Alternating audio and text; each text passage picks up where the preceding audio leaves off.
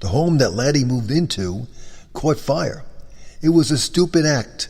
We heard that the stupid boys who lived there hid under their stupid bed and started to play with stupid matches. And guess what they did?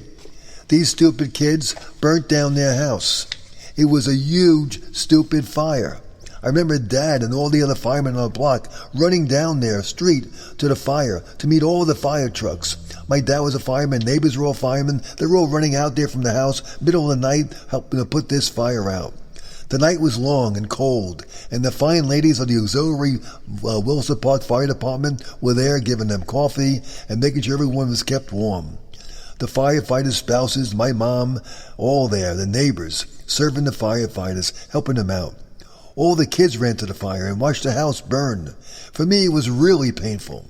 My Laddie lived in that house. All I could imagine was Laddie dying a cruel death in a home that he didn't belong in the first place. Finally, word came out that all the kids, the mom and dad, and their pet dog were safe. I was so relieved. And I stopped riding my bike by their home. These kids almost killed my dog. Here's to good friends, the ones we hold dear, the ones who will tell us what we need to hear, the ones who love us, right or wrong, and to all those good friends who give you this song. Now, our favorite dog from way back when was a dog that did stay with us for a number of years. It was Cherie, a small, loving black French poodle.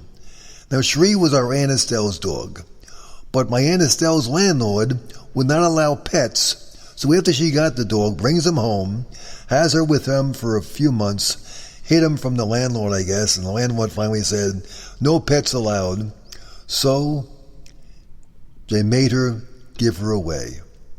Cherie became a family member of our home, and she loved it when Estelle would visit on weekends. Oddly, she never went to the upstairs bedrooms. Never ever went upstairs, except when our Aunt Estelle was there, and she would jump up and snuggle with her in her bed together. Only when she came out on weekends. Now, we all loved it when Cherie was allowed to have her hair grow out, and she would look like a real dog. But occasionally, Mom would have her get this feminine groomer's cut with those pom-poms and a little thing on her toes and her feet and her back tail. It was like, ugh. When that happened, I was not too big about walking her. I didn't want to be around walking that dog like that. But you know what? She was our dog. Even though she was poofy with a pom-pom tail and a bow in her head, she was our dog. And she smelled good too. Now, Cherie stayed very emotionally close to her Aunt Estelle, even though Estelle only came out on weekends, and eventually Estelle got very, very ill and passed away. Sadly, a week after Estelle passed away, Cherie took ill and never recovered. In life, she was a tremendous dog, and in death, an even greater memory. Now, years later, my wife and I get married, and we have our kids. I always wanted a dog. Always wanted a dog of our own, but we never got one. Until one day, our house got broken into, and the police officers came and said, you need two things, an alarm system and a dog. So we got both. So we got our Mookie. Our Mookie lived with us for 11 years. Mookie, named after Mookie Wilson, my son Kevin, was given the honor of picking a name out and picking the dog. So we got our Mookie. She lived 11 years with us, was a really, really cool, friendly mutt. She was a mixed breed, but a really nice dog. Everyone loved Mookie, and unfortunately she went away up into heaven. And then come along something called grand dogs. First, our Jim and Shauna get a dog named Snooker, a cool hound.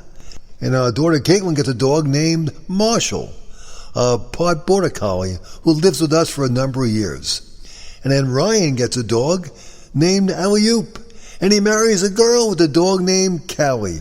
So now we have 4 grand dogs, 3 boys and a girl. I was 3 boys and a girl. My family was 3 boys and a girl. And now we have 3 grand dogs, boys, and 1 grand dog, a girl. Funny how life repeats itself. We have 6 grandchildren, 5 girls and a boy, and 4 granddogs, 3 boys and a girl. What's your favorite animal from your past? What's your favorite pet? What did you enjoy the most, and what was the name you gave your dog? Think back to the memories of the pets from your past. You've been listening to The Last Walk Remember When with your host, Ron Baumbach. And we've been talking about the pets from the past. What's your favorite pet from your past? A special thanks to Paul Cassone for his great song, Here's to Good Friends, written, sung and composed by our good friend Paul. And of course, accolades go out to my buddy Mike, who's in the basement studios in the state of Tennessee, making our voice sound so much better. The book, The Last Walk in a Block, which is the basis for this show, is available on Amazon.com and BarnesandNoble.com. It's in Nook, print and Kindle version. And Ron's available to talk to your group about the people, places, and things from the 1950s, 60s, and 70s. If you're interested, reach out. We'll do our best to be there. Until then, have a great week. See you next time on The Last Walk. Remember when. Here's to good friends, the ones we hold dear, the ones who will tell us what we need to hear, the ones who love us, right or wrong, and to all those good friends who give you this song, and to all those good friends who give you this song.